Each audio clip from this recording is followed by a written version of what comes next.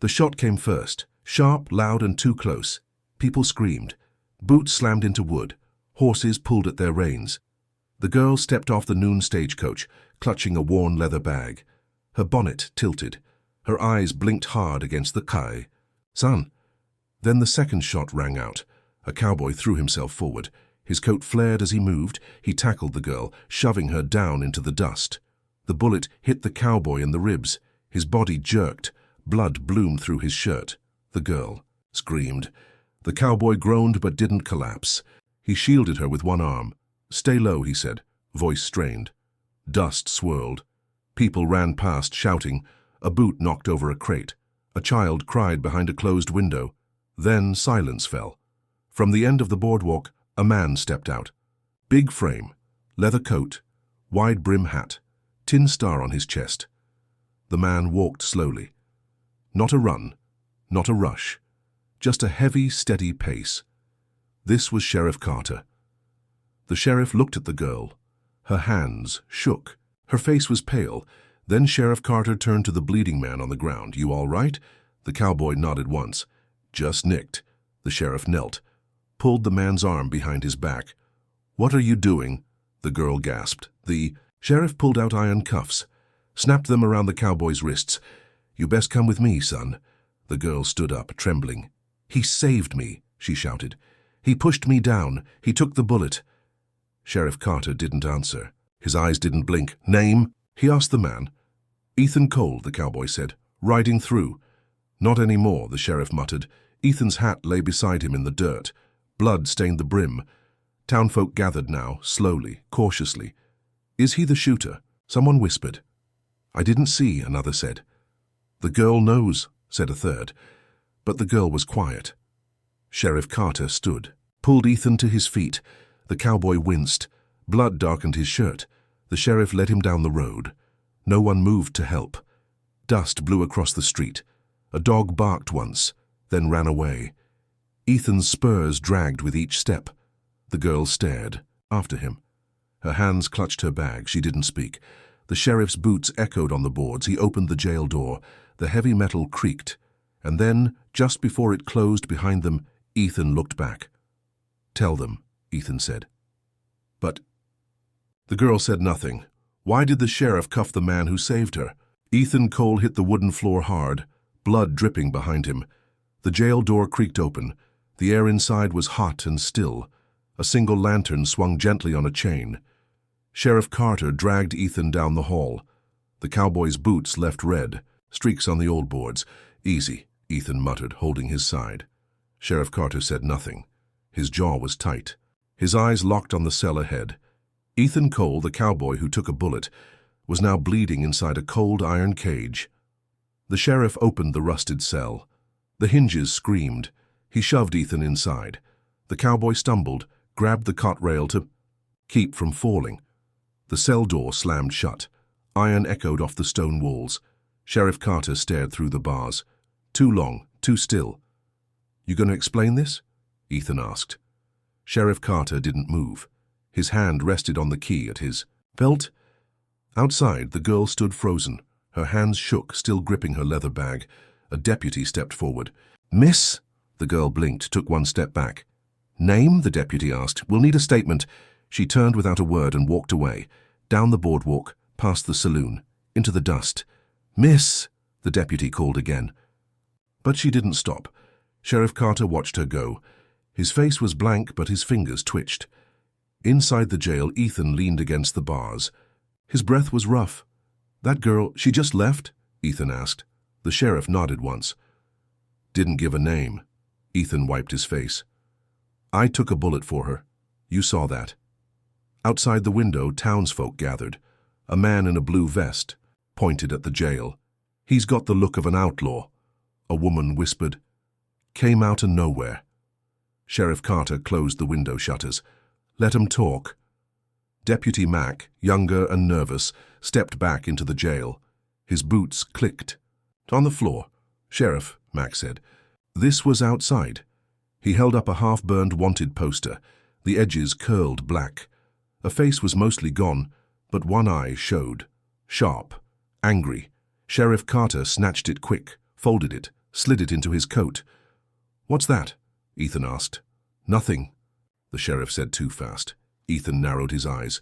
"Looks like someone didn't want to be found." Sheriff Carter didn't answer. He turned away, walking to his desk, but Ethan saw it. The sheriff's hand trembled when he picked up his pen. Outside, the crowd thinned.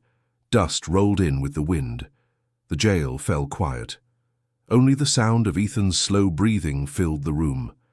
Sheriff Carter whispered something under his breath. Ethan didn't catch it, but whatever the words were, they shook him. Why does the sheriff look scared of his own jail? The fog rolled in before sunset, thick, grey, and wrong. Wind dropped.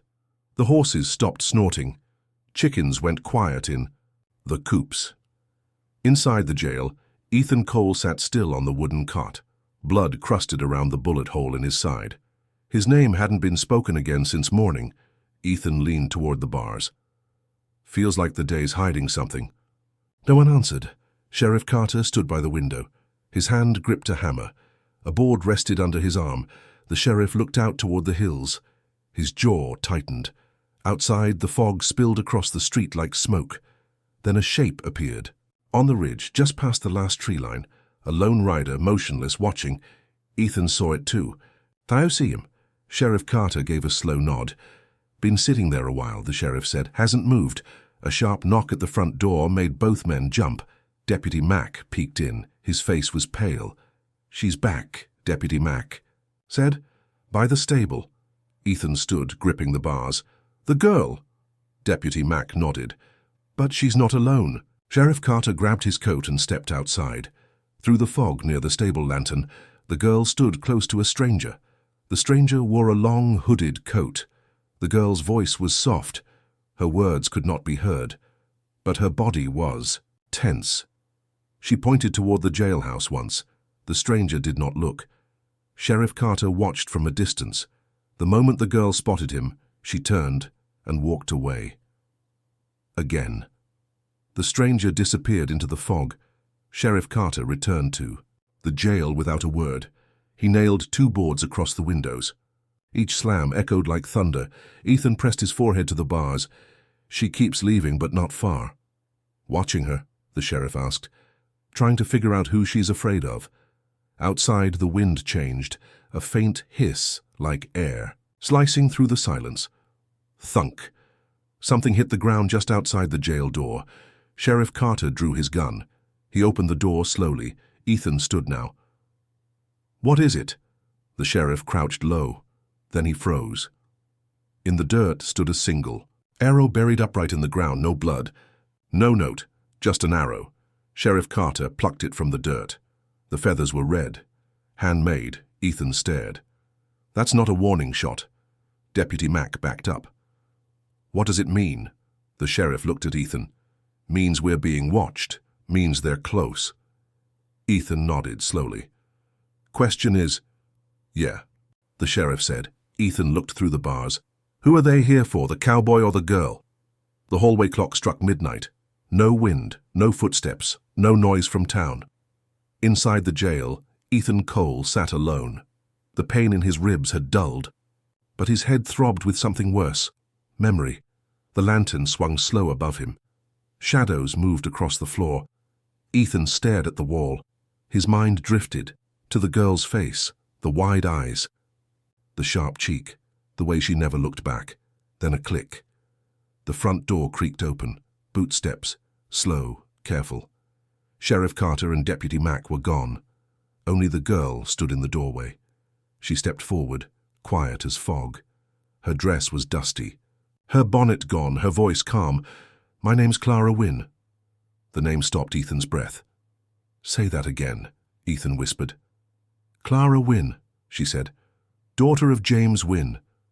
Ethan stood slowly. Blood pulled at his side. James Wynne. That name was carved in memory, a cold barn, a broken leg. A voice yelling, "You hold on, stranger." Ethan leaned on the bars. "Your father saved me years ago." Clara nodded. Her hands trembled as she reached into her pocket. She pulled out a silver locket, thin chain wrapped around. Her fingers. She held it up. The initials JW glinted in the lantern light. Ethan stared. His jaw clenched. That's his. Clara's hand stayed in the air. He gave it to me the day he died, Clara said. Said if I ever found the man he pulled out of the river, I should ask one question. Ethan's eyes narrowed. What question? Clara stepped closer. She slid the locket through the bars. Ethan took it with both hands. The metal felt warm. Clara looked straight into his eyes. Do you remember what you promised him? Ethan blinked. Images crashed through his mind. Blood, fire, a ride at midnight, but the words gone. Ethan shook his head. I remember his face, not the words.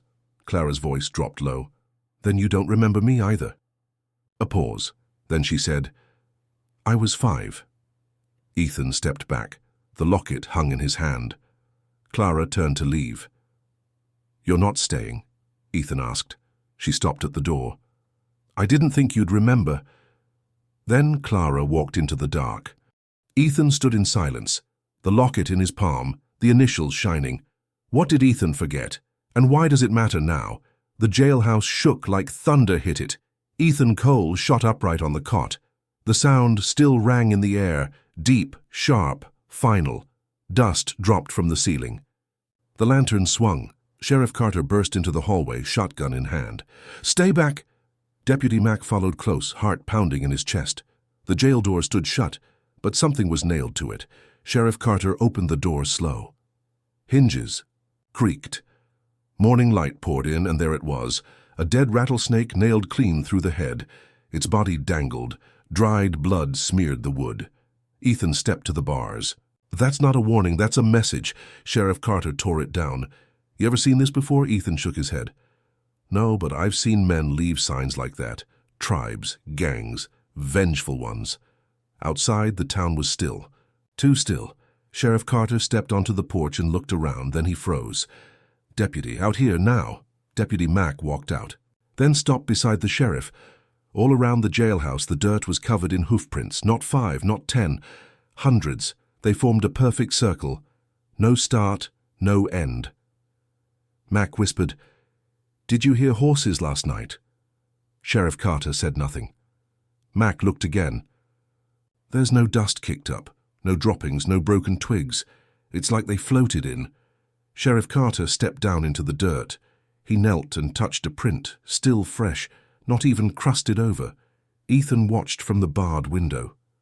What is it? The sheriff turned. A message. Ethan narrowed his eyes.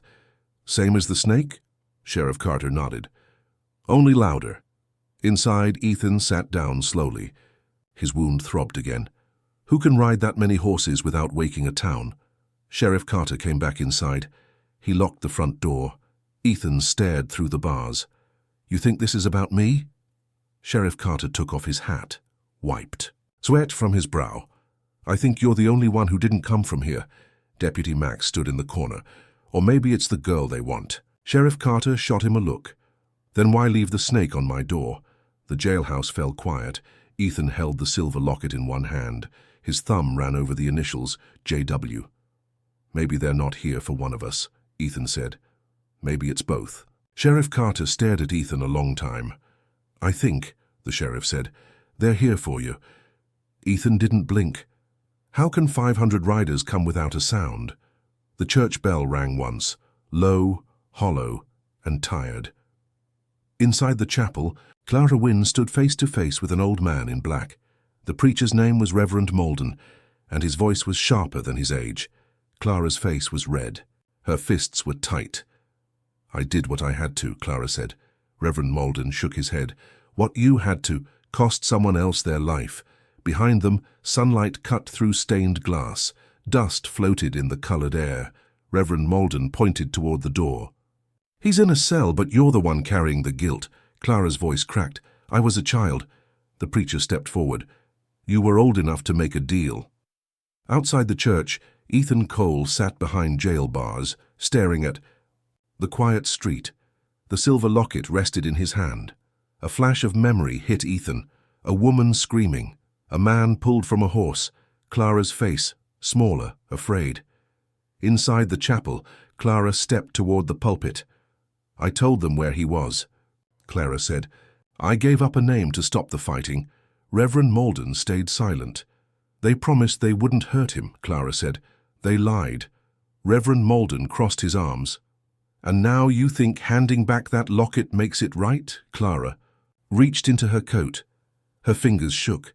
She pulled out the silver locket, the same one marked JW. I don't deserve to hold this, Clara said. She walked to the fire pit at the front of the chapel. The coals were hot. Ash glowed faint red. Clara raised her hand. The locket dangled over the heat. Outside, Ethan stood up fast. His voice echoed from the cell window. Don't! Ethan shouted. It matters. Clara froze. The preacher turned sharply toward the window. Ethan's face was pale. His hand gripped the bars. That locket's not just for you, Ethan said. It's proof of what he died for. It's the only thing left that connects us. Clara lowered her arm. The locket shook. Tears filled her eyes. She turned from the fire. I thought hiding him would help, Clara said. I thought peace could be bought with silence. Reverend Malden stepped forward. His voice softened. You tried to protect your own. That's human. But now you've got to face what came after. Clara looked toward the jailhouse. I don't know whose side I'm on anymore, she whispered. Outside, the sky darkened again. The wind carried faint hooves across the ridge. Ethan sat back down. The fire still glowed in the church. What secret? Has Clara been hiding from both sides? Deputy Mack lifted the saddlebag onto the sheriff's desk. The leather was cracked. Dust clung to every corner. Sheriff Carter stood beside him, arms crossed, watching. That all of it? The sheriff asked. Deputy Mack nodded. Was tied under his bedroll, like he didn't want it touched. Inside the jail cell, Ethan Cole sat still back against the wall. The silver locket rested beside him. His fingers were stained with dried blood and dirt. Deputy Mack opened the flap, reached inside, pulled out a folded letter, stiff and soaked in dried blood. The paper cracked as Mack opened it. Sheriff, Mack said quietly, you better read this. Sheriff Carter took the letter. His eyes moved over the page. His face changed. It's signed by James Wynne, Sheriff Carter said. Clara's father. Ethan looked up but said nothing. Sheriff Carter read aloud. If you're reading this, then you made it out. I owe you more than words can hold. My daughter does too. Her name is Clara. She's stronger than she looks. I hope you meet her one day. Tell her I tried. Tell her you kept your word. The room fell quiet. Deputy Mack glanced toward the window. Ethan didn't move. His eyes stayed on the floor. The silver locket caught a beam of light. Sheriff Carter's voice softened. He wrote this after you saved him. Ethan didn't answer. Sheriff Carter folded the letter again. You never showed it? Ethan shook his head. Didn't know it was there. He tucked it away, maybe thought I'd need it later. Deputy Mack stepped toward the window. Sheriff? Sheriff Carter walked to the barred opening, looked. Out across the ridge, dust rose again. Shadows moved between the trees. Slow, heavy. Riders, Mack whispered. Same as before. Ethan stood, his side still stiff from the bullet. How close? Ethan asked. Closer than yesterday, Sheriff Carter said. The wind carried a dry sound, leather, metal, breathing horses, but no voices. Ethan stared through the bars. They're not rushing in, Ethan said. They're waiting, Sheriff. Carter turned. Waiting for what? Ethan looked down at the letter now in the sheriff's hands. For this, Ethan said. For what was owed. Deputy Mack stepped back. Then what happens now? The sheriff didn't speak. Outside, the air grew thick again. Riders formed shapes behind the tree line, too many to count. Ethan picked up the locket, held it tight. The past was catching up. Why would a dead man send a letter that wasn't read? The sun sat low. The sky turned copper. Inside the jailhouse, Sheriff Carter stood at the window, watching dust rise along the ridge. Hoofbeats, faint and steady, rolled through the dry wind. Ethan Cole stood behind the bars, silent. Deputy Mack paced near the door, rifle in hand. The sheriff turned. Mack? Deputy Mack stopped. Yes, sir? Sheriff Carter didn't raise his voice. Go. Home. Deputy Mack blinked. What? You got a brother, and your ma's still breathing. This fight ain't yours. Deputy Mack hesitated. Sheriff Carter pointed toward the door. Now. Mac swallowed, then stepped outside. The door shut behind him. Sheriff Carter sat down at the desk. He stared at the floor for a long time. "I knew James Wynne," the sheriff finally said. His voice was low. "He was better than me." Ethan didn't speak. Sheriff Carter looked up. "Long time ago, he asked for help. I didn't give it." Ethan stepped forward. "Why not?" Ethan asked. "I was scared," the sheriff said. "Scared of what it would cost." The jailhouse creaked. Wind brushed against the boards. Sheriff Carter stood. He pulled a small iron key from his coat. He walked to the cell door. "I've kept the wrong man locked up." The lock clicked. The cell swung open. Sheriff Carter walked to the weapon rack, took a revolver from the shelf. The handle was smooth wood, clean, loaded. He held it out. "It's yours," the sheriff said. Ethan stared at the gun, then took it. His fingers closed around the grip. This was no borrowed weapon. This was a choice. "Sheriff." Carter stepped toward the door. He placed his own badge on the desk. He opened the door and stepped into the street, alone. Outside, the riders had moved closer. Figures on horses stood like statues in the haze. Ethan stood inside the doorway. His hand rested on the revolver. He looked down at it. The iron was warm. Will a single gun make any difference now? The wind stopped. Dust hung in the air like it forgot how to fall. Ethan Cole stood inside the open jailhouse door. His hand rested on the grip of the revolver. Then they came, from every side of town. Riders, slow, steady, endless.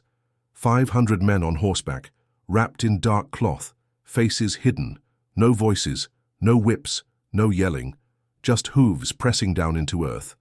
The riders moved like one body. They circled the jailhouse in silence, one tight ring, then another, until the building stood alone in a nest of horses. No one dismounted, no weapons drawn, just stillness. Sheriff Carter stood in the street, no gun in hand, just his body facing them. Deputy Mack watched from behind the church door. Townspeople hid behind curtains, holding breath. Inside the circle, nothing moved. Then the silence broke, not with a sound, but a shape. Clara Wynne stepped out. She walked straight into the ring, no fear in her steps, just purpose. The circle of horses shifted, making room. Clara walked past the sheriff, past the jailhouse, into the center. She wore a plain dress. Her boots were covered in dust. In her hand, the silver locket. Clara raised it above her head. "I carry this," she said, loud and clear. "Not as a lie, not as a shield, but as truth." No one moved. Clara turned toward the riders. She called out one name, "Wakana." Silence. Then one rider stepped forward. His horse snorted, but he stayed still. Slowly, he reached for his hood, pulled it back, a sharp face, eyes that had seen war. Long hair tied at the back. Clara stared at him. "This man," she said, pointing back toward the jail, "took a bullet that was meant for me." She held the locket higher. "My father gave this to him." After he was saved, Wakana said nothing, but his eyes locked on Clara's. He didn't run. He didn't hide. "Even after I gave him nothing." The circle stayed silent. Clara took a breath. "He saved me, just like my father once saved him." A bird flapped high above. The sound echoed across the roofs. Still, the riders said nothing. Wakana stepped down from his horse, one foot, then the other. Clara's hand trembled, but she didn't lower the locket. Ethan stood at the door, watching.